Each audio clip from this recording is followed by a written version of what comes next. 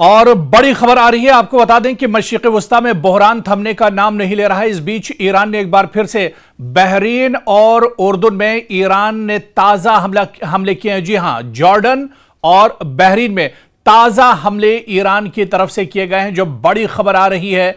और आपको बता दें कि इस हमले में अमरीकी जो मफादात हैं, अमरीका की जो तंसीबात हैं, जो उसका इंफ्रास्ट्रक्चर है, उसे एक बार फिर से टारगेट किया गया है। तो मशरिक़ वस्ता एक बार फिर जंग के दहाने पर खड़ा है। ईरान और अमेरिका के दरमियान बढ़ती हुई कशीदगी अब सिर्फ बराह रास्त धमकियों तक महदूद नहीं रही, बल्कि मैदान जंग में एक नई हिकमत अमली अब सामने आ रही है। ईरान अब इजराइल पर मुसलसल हमलों के साथ साथ ईरानी फौजी अड्डों को भी निशाना बना रहा है। उन अमरीकी फौजी अड्डों को भी निशाना बना रहा है ईरान, जो पूरे खित्ते में वॉशिंगटन की अस्करी ताकत की रीढ़ की हड्डी समझे जाते हैं, जो बहुत इंपॉर्टेंट है दरअसल पेंटागन और वॉशिंगटन के लिए। हालिया दिनों में बहरीन और उर्दन में मौजूद अमरीकी फौजी तंसीबात पर होने वाले हमलों ने न सिर्फ अमरीका बल्कि उसके इत्तेहादी ममालिक को भी तशवीश में मुब्तला कर दिया है। परेशान है अमरीका। डोनाल्ड ट्रंप अब परेशानी के शिकार हो गए हैं। सवाल यह है कि आखिर इन अड्डों की अहमियत क्या है? आखिर इस तरह के हमले ईरान इन्हीं कुछ ममालिक पर क्यों कर रहा है? सवाल यह भी उठ रहा है कि ईरान इन ममालिक को क्यों टारगेट कर रहा है?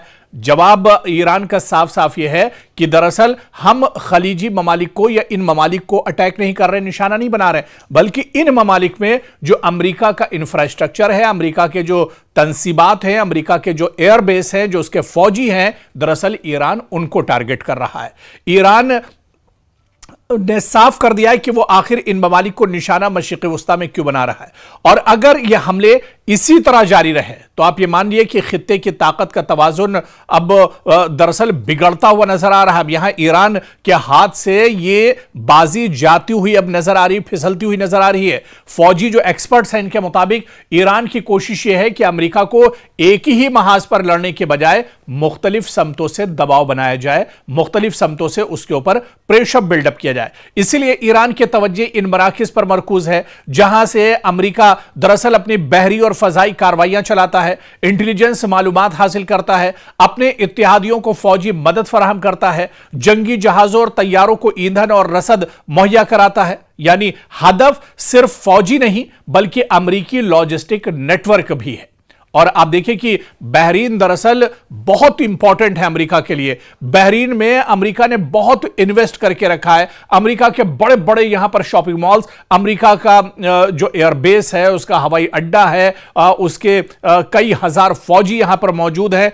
तो बहरीन अमेरिका के लिए मशरिक़ वस्ता में सबसे अहम बहरी अड्डों में शुमार होता है, क्योंकि यहां अमेरिकी बहरिया का 5th फ्लीट भी कायम है। और यह फ्लीट आप देखिए कि कई इलाकों में अमेरिकी बहरी कार्रवाइयों की निगरानी करता है। खास तौर से जो बहरीन का 5th फ्लीट है वो खलीज फारस, अबनाए हुर्मुज, खलीज ओमान, बुहायर अरब और बुहायर अहमर को एक तरह से सेफगार्ड देता है, इसकी हिफाजत करता है। इसकी निगरानी दरअसल बहरीन से ही होती है। 5th फ्लीट ही इन तमाम जो ये समुद्री रास्ते हैं, गुजरगाहें हैं, इनकी जो निगरानी होती है वो बहरीन से होती है।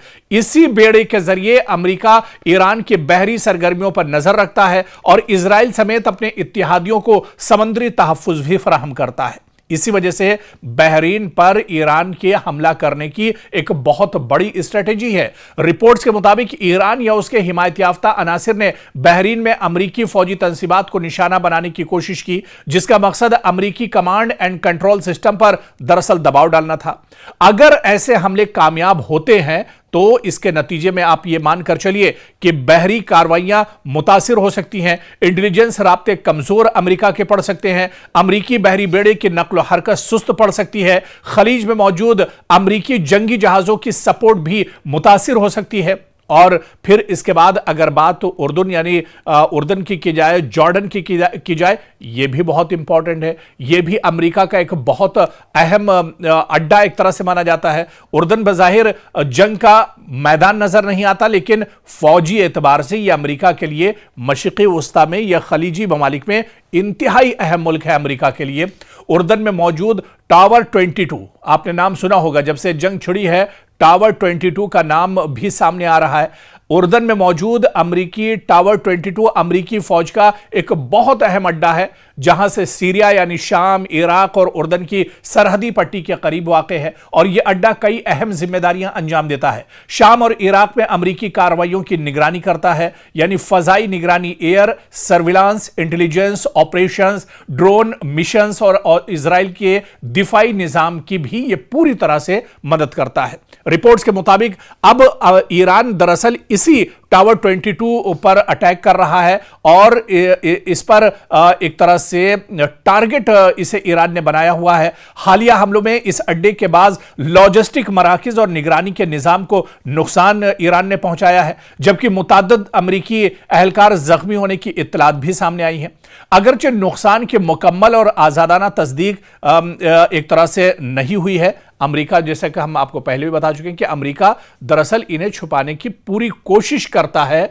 अमेरिका यह चाहता है कि ये चीजें दरअसल निकलकर सामने ना आने पाए, जो हमले हो रहे हैं वो हमले दुनिया के सामने ना आने पाए, वरना अमेरिका की जो चौधराहट है, अमेरिका का सुपर पावर वाला जो टैग है, वो दरअसल कहीं ना कहीं उस पर असर पड़ेगा। और यह कहना अभी कबल अज वक्त होगा कि अमेरिका की कई दहाइयों पर मुहित बालादस्ती खत्म होने वाली है, लेकिन इतना जरूर है कि अमेरिका को बहुत बड़ी चोट दरअसल मशरिक़ वुस्ता में लगी है, जिसकी भरपाई करने में अमेरिका को एक लंबा वक्त लगेगा, या फिर अमेरिका मशरिक़ वुस्ता छोड़कर चला जाएगा, या फिर मशरिक़ वुस्ता में अगर रहता है तो उसका वो दबदबा नहीं रह जाएगा जो अब से कुछ साल पहले या इन जंगों से पहले जो अमेरिका का दबदबा मशरिक़ वुस्ता में हुआ करता था।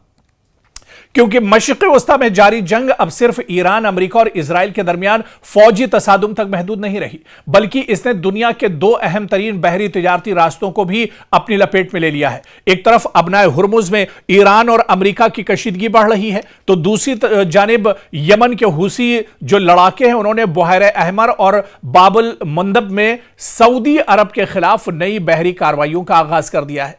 अगर यह बहरान मजीद शिद्दत इख्तियार करता है तो इसके असरात सिर्फ खलीजी ममालिक तक महदूद नहीं रहेंगे, बल्कि भारत, यूरोप, चीन और पूरी आलमी मईशत पर इसके असरात मुरत्तब हो सकते हैं। रिपोर्ट्स के मुताबिक हुसी लड़ाकों ने दावा किया है कि उन्होंने बुहैरे अहमर में सऊदी अरब से वाबस्ता 2 ऑयल टैंकर्स इंसिलिया और लैला को मिसाइलों और ड्रोन से निशाना बनाया है। हुसियों के मुताबिक इन हमलों के नतीजे में दोनों जहाजों में आग लग गई, ताहम इन दावों के हर पहलू से आजादाना तस्दीक नहीं हो सकी।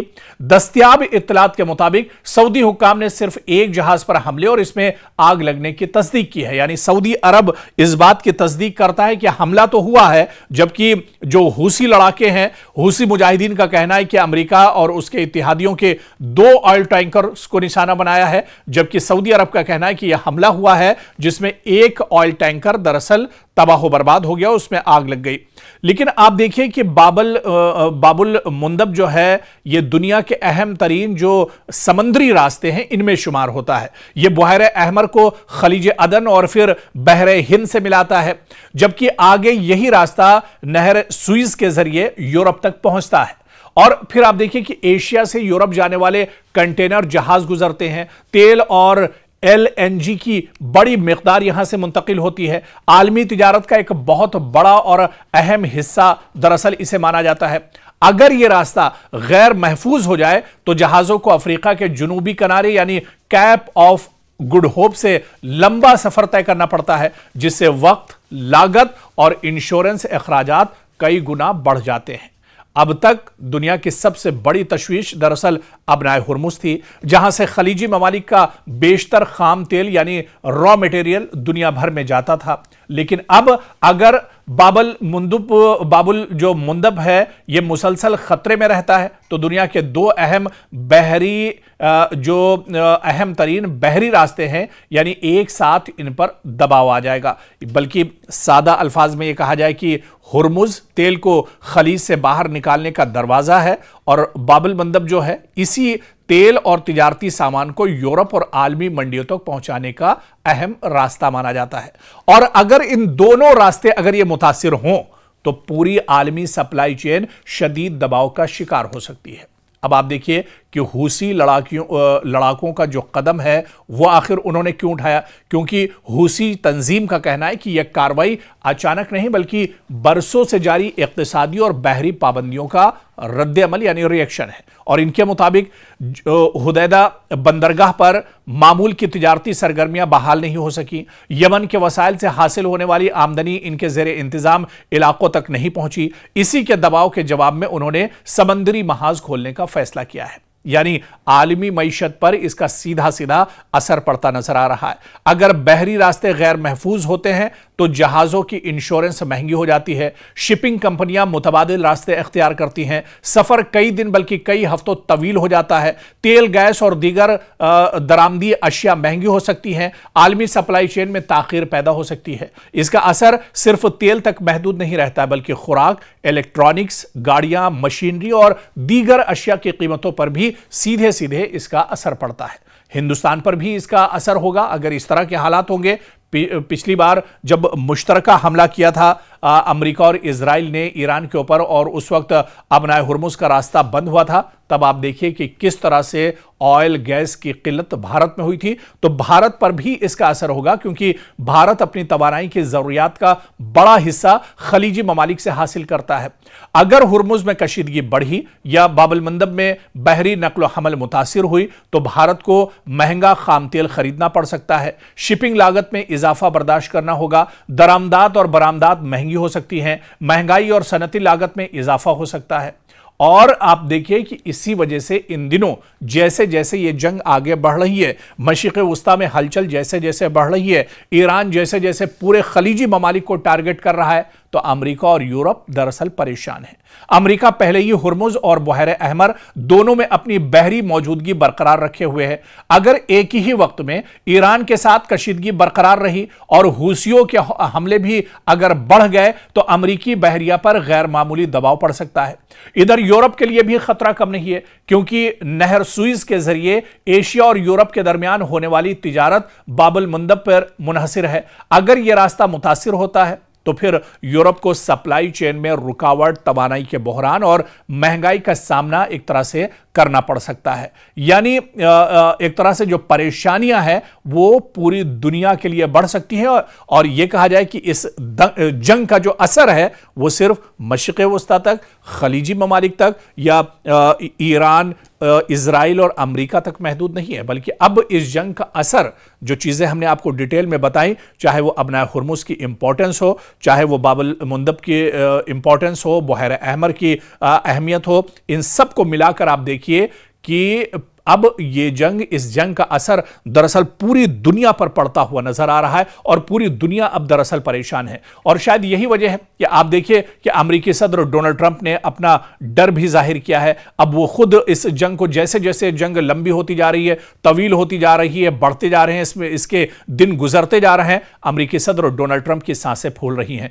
डोनाल्ड ट्रंप ये खुद जानते हैं कि आने वाले दिनों अमेरिका में इंतखाबात होने वाले हैं, इजराइल में भी इंतखाबात होने वाले हैं और अगर ये जंग चलती रही तो इस जंग का अपोजिशन फायदा उठाएगा। इस जंग का असर सीधे सीधे आने वाले इंतखाबात में साफ तौर पर देखने को मिलेगा क्योंकि डोनाल्ड ट्रंप न सिर्फ इस वक्त ईरान से लड़ रहे हैं बल्कि अमेरिका में खुद से अपोजिशन उनके सामने खड़ा है। पार्लियामेंट की एक बड़ी तादाद अरकान पार्लियामेंट उनके खिलाफ है। इसके अलावा अमेरिकी आवाम खुद अब सड़कों पर उतर रही है और डोनाल्ड ट्रंप के खिलाफ अब आवाज उठाई जा रही है। तो डोनाल्ड ट्रंप दरअसल इस जंग में बहुत बुरी तरह से फंस गए हैं। और इस जंग की जो सबसे दिलचस्प बात है, जो पहलू है, वो दरअसल यह है कि इस जंग से अमेरिका का कोई लेना देना नहीं था। यह मशरिक़ वुस्ता में यह जंग दरअसल इजराइल ने अपने से शुरुआत की थी, ईरान पर अचानक हमला किया था और उसमें इजराइल ने अमेरिका से मदद मांगी थी। लेकिन अब यही जंग सीधे सीधे ईरान के सर पर पड़ गई है। इसी वजह से आप देखिए कि कई बार नेतन्याहू को डोनाल्ड ट्रंप दरअसल फटकार लगा चुके हैं, कई बार उन पर नाराज हो चुके हैं, लेकिन क्योंकि अब कुर्बत इतनी ज्यादा है या ये दोनों मुल्क दरअसल ईरान से इनकी दुश्मनी है, तो दरअसल दोनों की मजबूरी एक दूसरे के साथ रहना है, एक दूसरे का साथ देना है। ऐसे में डोनाल्ड ट्रंप और नेतन्याहू, या यूं कहें कि इजराइल और अमेरिका एक साथ ईरान के साथ लड़ रहे हैं। नहीं तो जो हालात अब बने हैं, जिस तरह से अमेरिका इस जंग में फंसा हुआ है, इसके लिए अमेरिका दरअसल दब दबे ही अल्फाज में सही, लेकिन इजराइल को जिम्मेदार एक तरह से ठहरा रहा है। लेकिन सबसे अहम सवाल फिर वही कि जिस चीज के लिए जंग शुरू हुई थी, क्या वो मकसद अमेरिका ने हासिल किया? क्या ईरान का जो न्यूक्लियर पावर है, जो एटमी ताकत है, जो यूरेनियम की अफजूदगी की जो बात थी, क्या उसमें से कोई एक चीज इतने महीनों में जो जंग चल रही है, क्या उसमें इजराइल और अमेरिका हासिल कर पाए हैं?